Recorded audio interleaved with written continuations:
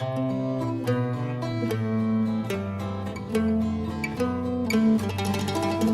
gramophone's playing leader, the radio's blaring jazz. There's a brass band outside with its valves open wide in a hell of a razzmatazz. In the flat down below there's a cello, above there's a whole symphony. So I'm off for a night of the music I like down at the Monde Marie.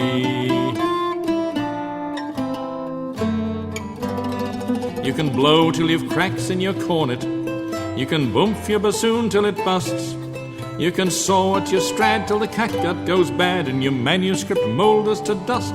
But don't think I'm a sucker for silence, there's no scrap of the Trappist in me. Far better than quiet to me is a diet of song à la Monde Marie.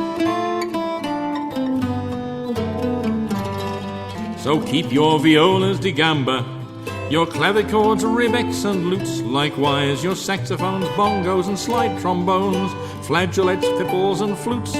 What I want is the sound of Segovia, an Ives or a Clausen to be, and to hear them my choice is the guitars and the voices I find at the Monde Marie.